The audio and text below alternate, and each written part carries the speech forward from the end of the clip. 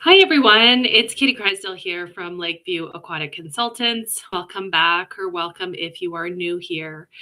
We are going to be talking about the Wednesday, January 28th weekly newsletter. If you are new here each week, I talk about the newsletter. I share some of my thoughts and findings, what contributed to the topics in the newsletter. And wow, has it been a week? So, the big topic we're going to be talking about is the mass casualty event in Canmore, Alberta, that has dominated the news predictably, as one should if we are talking about a mass casualty event. But that has definitely eaten up my week, and I'm sure it has eaten up any of you who are aquatic professionals in Alberta or Western Canada. This has been the topic of the hour. Everybody from my bookkeeper to neighbors to my husband's friends all of a sudden is suddenly worried about pool safety, chemical safety. This is a good conversation to be having, but I'm sure for a lot of you, just like me, it has resulted in a lot of panicked phone calls and emails and conversations this week. So we are going to get into the newsletter. It is going to be linked in the description box down below. And this is a great opportunity for you to listen to the weekly news and then dive into any specific articles that you find interesting. Our newsletter comes out each and every week, and my goal with the newsletter is to make it valuable to you as an aquatic professional, whether you are a lifeguard, a pool manager, a first aid instructor, a swim instructor. It doesn't matter what you do in pools. Pools are its own thing, and being aware of recent industry trends, news stories like the one we're going to be talking about, new facility openings, new projects. I mean, it has been a crazy week. Or, as an elderly friend used to say, like a house on fire. You just cannot stop it. You can get out the hose, you can try and extinguish it, or you can stand back and wait for it to burn out, so to speak. So let's get into it. Sorry, the placement here is not ideal. Having some mouse issues. Hopefully we can get this going. All right. So the weekly newsletter, if you're not familiar, it always starts out with a bit of an op-ed. So for this week's January 28th, 2026 newsletter, as I said, the big news story was the report out of Canmore, Alberta, about multiple children who went to hospital for medical evaluation, medical treatment after an incident in a hotel pool that was being patronized by a lot of junior hockey teams. So U7, really little kids. There was a hockey tournament in Canmore, Alberta, and all of these different teams were staying at this hotel. Putting together what actually happened, I can't speculate truly. I have been covering the news. I've been reading the news. I've received a lot of individual reports through posting on the Lakeview Aquatic Consultants Facebook page, people who were there, people's families who were there. And truly, I cannot responsibly speculate on what happened, even having been to the site a number of years ago, because it's just too confusing. There's too many different accounts. But what we do know factually is that there was some type of incident on Sunday, so 5 days ago. It took place during the day, and that children went to hospital, and the property was attended by emergency services. So police, fire, ambulance, and then later Alberta Health Services and some other ancillary organizations. The family members of the kids, anybody who was staying at the property as a guest, they absolutely have a right to be concerned, upset, to ask questions, to want answers. But at this point in time, there is so much speculation that is not scientific, not factual. It has just gotten completely out of hand. And that is where I am tapping out of theorizing what happened.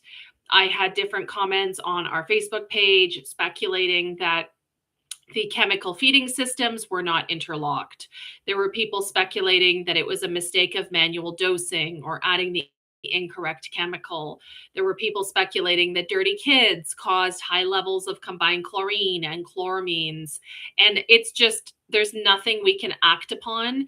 Even today, Thursday, 5 days later, as I was reading the news out today for next week's newsletter, there's already been speculation about more theories that are just not grounded in basic science of pool operations and practice. So I'm not going to be referencing any of those articles in any of the upcoming newsletters. I am truly going to be waiting for a incident investigation report or any briefing or any follow-up that we get from a reputable agency such as the town of Canmore or occupational health and safety if it's an employee related incident. Alberta Health Services has been out to the site. You can see on the pool facilities website from AHS, you can see that there is a date stamp that they were out there this week on January 26th.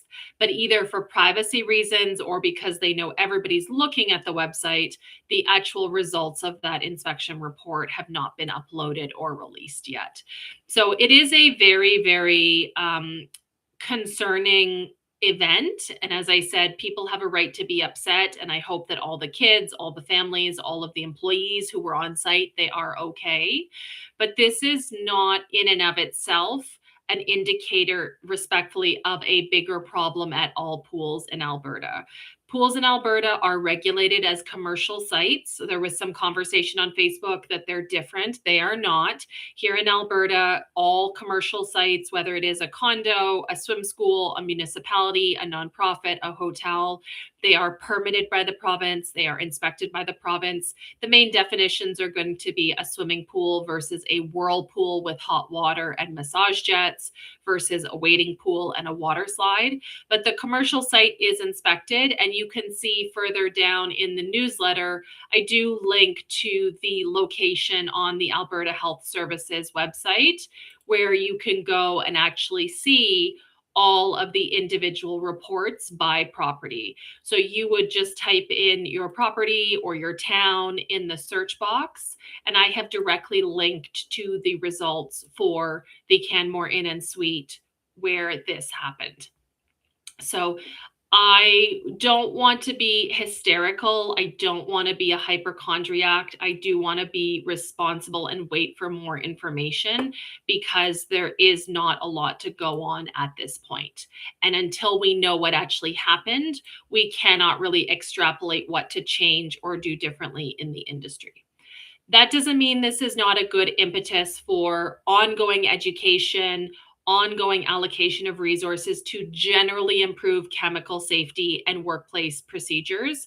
Because one of the things that does keep me in business as a consultant is that there are bad apples in the industry. There are people who do not take or do not know their responsibility as a commercial site, as an employer, as a Canadian workplace, as an Alberta-based workplace, and they are truly not doing enough for the general health and safety, including chemicals of employees and customers. So if you want to take action from this terrible event, I would go back to basics and really look at, are all of your staff or team members, do they receive WHMIS training, workplace hazardous material information systems? Do you have up-to-date safety data sheets printed within 3 years? I am not personally a fan of having everything just on a server, because if there's something in my eyes, how on earth am I going to call it up on a phone or call it up on a device? What about personal protective equipment? What about competency checks, onboarding training checklists?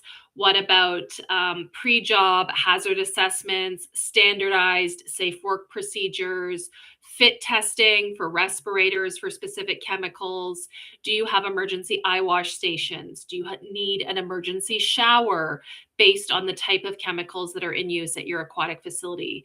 If you don't have the plumbing connections for pre-mixed items like that for warm water, what sort of modifications can you make with a garden hose, a change room shower, or other types of equipment that may be necessary in an emergency where a staff member or a customer gets hurt? What about chemical storage, chemical labeling? What about a chemical spill kit? secondary containment.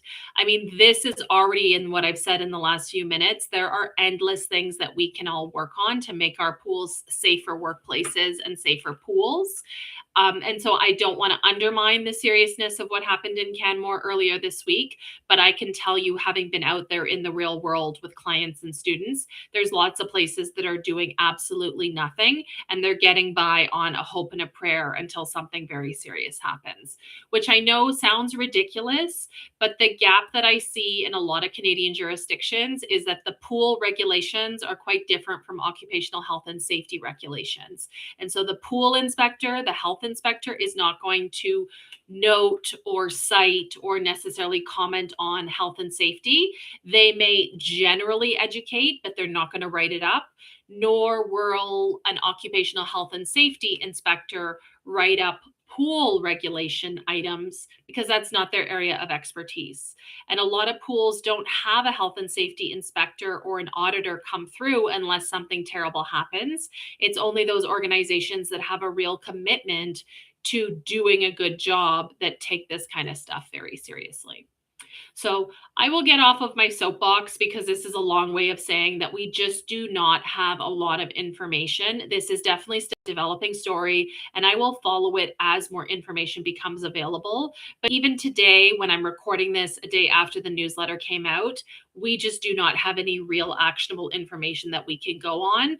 And I can't, in good conscience, make conjecture off of the widely disparate information and accounts that I've been receiving.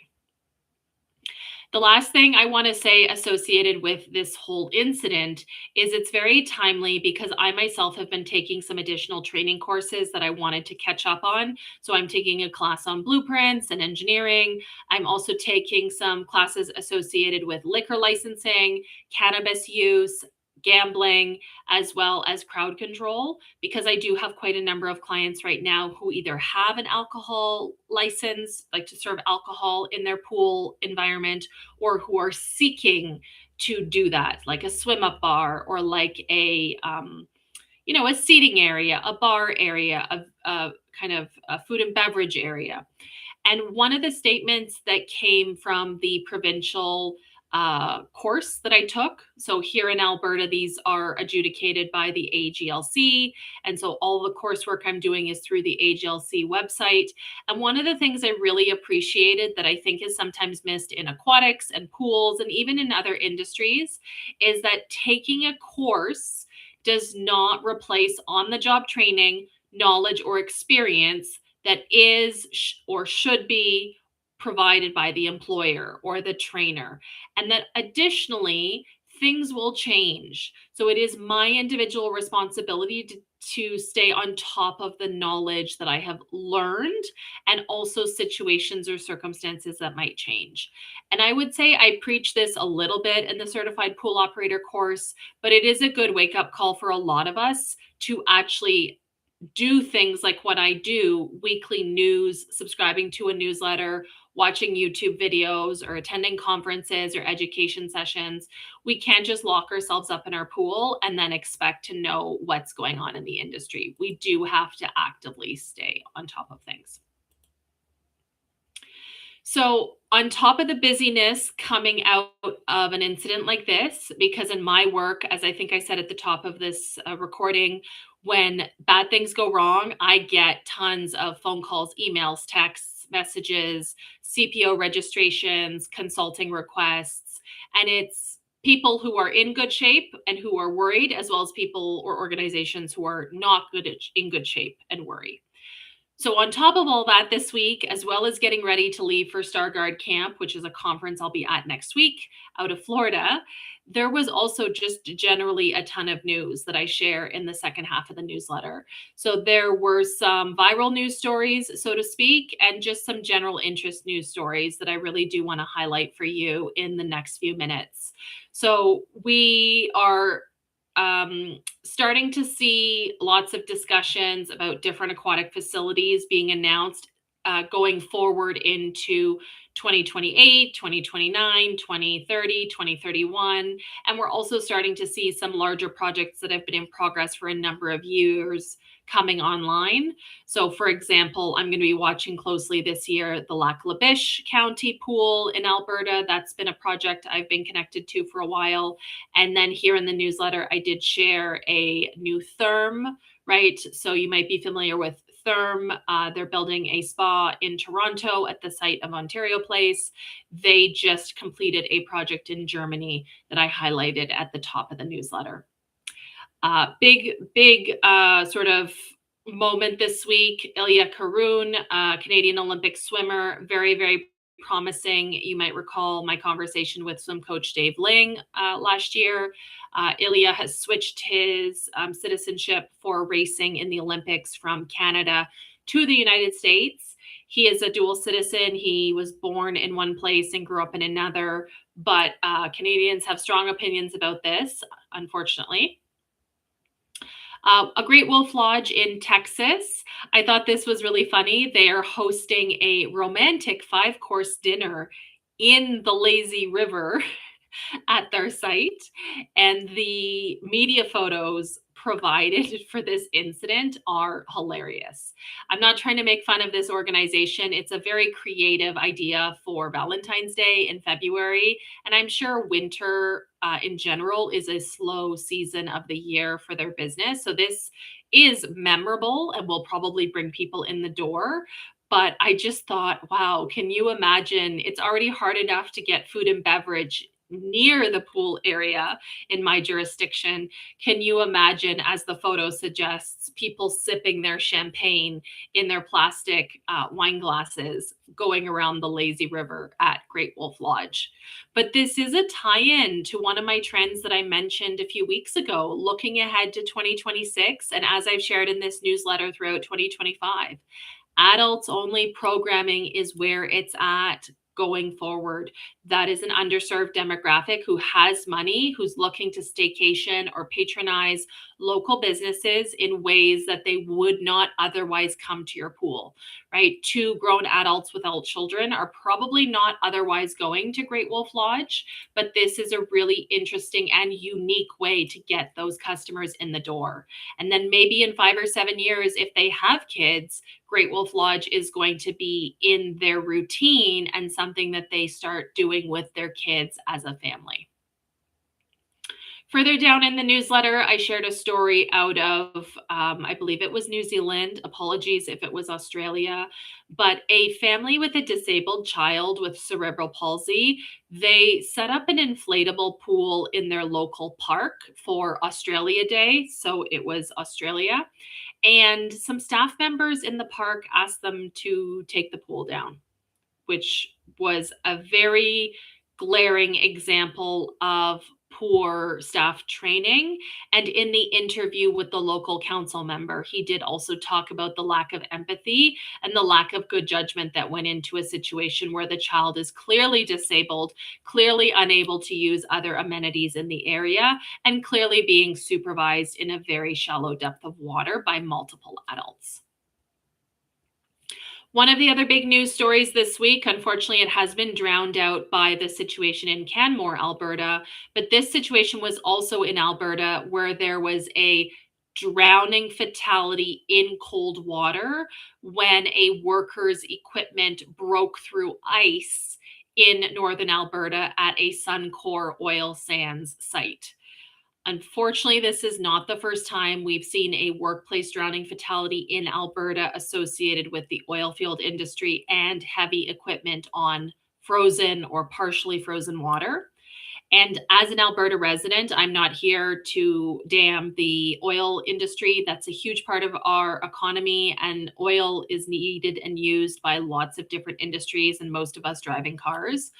But there is a lot of questions that I have regarding health and safety protocols, given that less than 5 years ago, there was a very similar incident with the same organization, not necessarily at the same job site or camp, but I have linked to the Alberta workplace fatality investigation that is available online. And I really hope we can see some actual changes or improvement in policies going forward when we have more information about this most recent death. I shared some other cool programs that are happening at Rulantica, which is an indoor water park in Germany. I shared a news article pertaining to scuba diving and recovering a deceased person who's been trapped in an underwater cave for a number of years. I really try and avoid sharing product releases or media releases, but I was completely stopped in my tracks this week when I saw a spray park or a splash pad with integrated colored lighting. Like, duh, of course you could do cool lighting in a spray park or a splash pad at night. But that didn't even occur to me until I saw this product being showcased in a product release from a manufacturer that I have linked in the newsletter. We're starting to get more details about the 5 Mattel, as in the gaming company, water parks that are going to be built around the United States. In case you missed it, this was the signature showcase announcement at the IAPA Expo in Orlando in November 2025.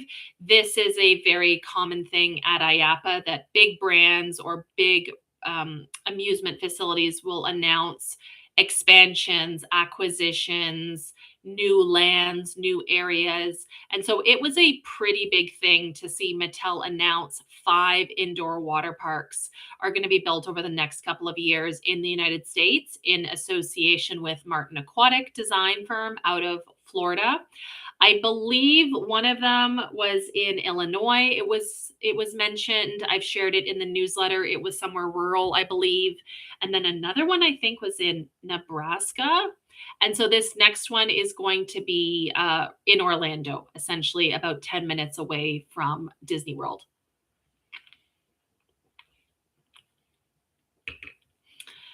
Further down in the newsletter, I shared that the country of Bermuda is now going to be targeting cruise guests with more of a safety campaign associated with drowning in the ocean. Bermuda is a very small country and it has a very robust cruise tourism industry. I know as a frequent cruiser, I've seen Bermuda itineraries or Bermuda stops on many, many Caribbean cruises, even though Bermuda is not in the Caribbean. And so I think the safety campaign is in direct response to a lawsuit that we talked about actually in the newsletter last August 2025. And I do have it linked in the description box down below. I was pleasantly surprised to go back and read my comments from that particular newsletter. In that newsletter, I shared how there was a family who had sued one of the cruise lines associated with their father drowning at an unlifeguarded beach outside of the summer tourist season. And I said very respectfully, or as best as I could, that I didn't feel that this was the cruise line's problem because there needs to be some personal accountability, especially when cruise guests sign up for excursions that include snorkeling. Snorkeling in the open ocean is not a general skill. It is technical, and not everybody knows how to snorkel safely. They do not necessarily know how to swim in the ocean without assistance. And I shared in that August 29th newsletter my own direct experience having gone on many snorkel excursions in Caribbean countries in the ocean with cruise lines, that oftentimes guests respectfully do not read the terms and conditions or the safety advisory. Or I always remember one time comes to mind when I was in Curacao and this man had clearly overstated or overestimated his own personal swimming abilities. And then he was yelling at the snorkel boat staff regarding the ocean conditions. The ocean is not controllable, right? It's an open ocean. And he was also very upset that he had to actively swim to stay on top of the um, archaeological site that we were looking at. And there's always going to be bad apples in every excursion or every activity or every industry. But it really highlighted for me that the average cruise guest does not always read about what they're doing in advance. And so I have no doubt that the country of Bermuda is trying to mitigate risk and increase advocacy and awareness in response to this very, very public lawsuit last year. Another story that was quite viral this week that was really, really disturbing and sad. A Canadian woman from British Columbia, she drowned in the surf of Australia. And when her body was discovered, it was surrounded by dingoes, like wild dogs, and there were bite marks. And so there were concerns about how she died. Did she experience a fatal drowning? Was she attacked by dingoes? Did the dingoes herd her into the water? Preliminary results of the autopsy suggest that some of the bites were antemortem, so she was bitten before she drowned. But just a really terrible story that I don't reshare lightly, but was a huge topic of conversation in the news that I was seeing this week. Another story this week, we had Winter Storm Fern across the eastern United States, including places like Texas and Florida and Georgia. They received snow and icy conditions that are abnormal for February in these southern climates. And related to that, there were 3 children who did experience a fatal drowning falling through ice on a pond in a North Texas community that presumably would not normally have ice. And I am going to be, this is conjecture, they were probably exploring, as anybody who's not used to snow is, going out enjoying the snow, making snowballs or snowmen, or just touching the ice and the snow, and they did fall through water that was not frozen to the depth, because they wouldn't know. Ice safety may not be a piece when you live in Texas, and they did experience a fatal drowning. I also shared a lawsuit coming out of Windsor, Ontario, where a father of a deceased teenager is suing the city for $5 million associated with the beach and whether the right protocols were in place about education at the beach. And then the last few articles I shared were just kind of a grab bag of things that are interesting to me. They may not be interesting to you, but I have been following the trend for boutique or luxury fitness for a number of years. I'm also a participant. I really enjoy hot yoga, spinning, other types of fitness. And I saw a pretty interesting YouTube video, although it wasn't cited, but just a general introduction to why those businesses have been more successful in some ways for people to actually build their fitness or attend fitness than perhaps your local YMCA or your generic franchise gym. And then I shared a few other articles pertaining to water safety education, as well as pool fences and training kids in school about water safety and drowning prevention. At the end of every newsletter, if you've been here before, you know I share some videos. And so I shared this week a video that has done really, really well. So thank you everyone for your support regarding how we can make lifeguard training, in-service first aid more realistic with fake vomit, fake blood, with simple items you can get from the grocery store. And as I shared in that video, I am often, up until now, I had been resistant to overcomplicating some of these activities. But having done this for a client recently, it was so easy to get stuff at the grocery store. And the staff reported, both in the feedback form for the in-service as well as to their manager, that they loved how interactive the activities were. And so I take you through those activities directly in the video. And then I also shared a link to the audio recording, like you're listening to now, from the newsletter last week, which was January 21st, 2026.